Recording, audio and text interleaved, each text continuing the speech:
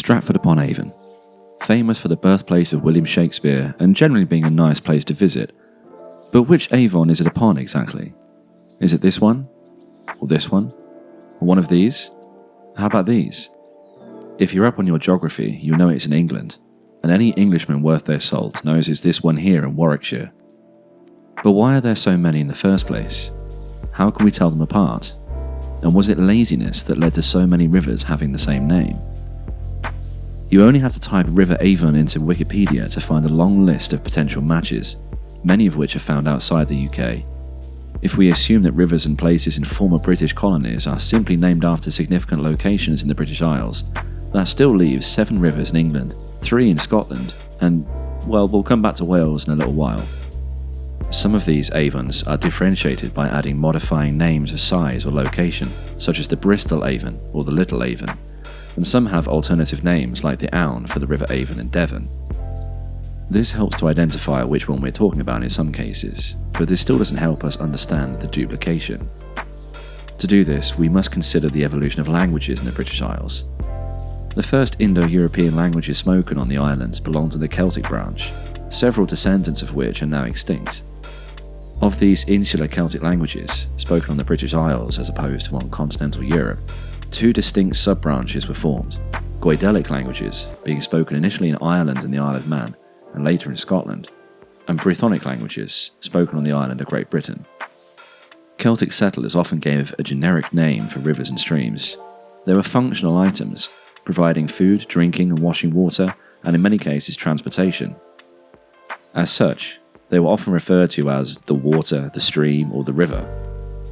In the case of Brythonic speakers, this was the word Abona, which descended into Welsh as Avon in Breton and Cornish, and as Owen or Avon in Irish and Scottish Gaelic.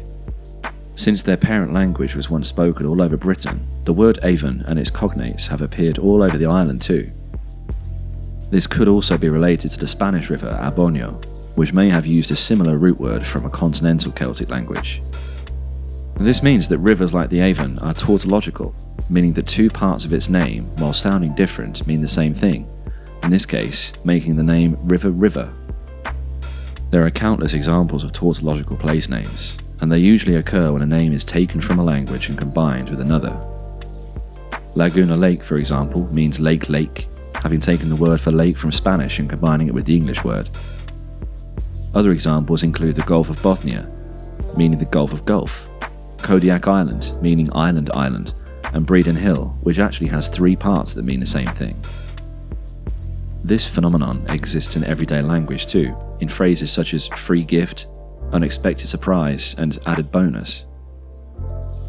Welsh is arguably the best surviving Brythonic language, with over 500,000 speakers within Wales as of 2021. Therefore, the word Avon is still in regular use as a generic name. While there are no rivers named Avon or Avon in Wales, every river is an Avon. Similarly, in Ireland, the word Owen or Avon is used in Irish names for rivers, like in Avon na Shannon or the River Shannon in English. So why is it that these names survive in England? When Latin and Germanic-speaking people settled into England, pushing Celtic languages to the fringes of Great Britain, why did the names not change?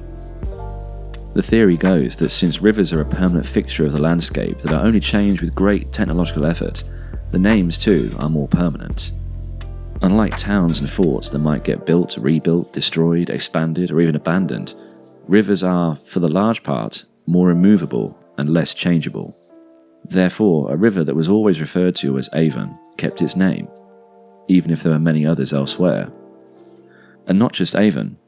In Britain, there are 4 rivers called Ouse, 4 called Derwent, 2 Dons, 2 Dees, and several that stem from the root word Iska, like the Esk, X, and Ask. Through separate branches of evolution, this same root developed into Irish as Ishka, later becoming the word whiskey.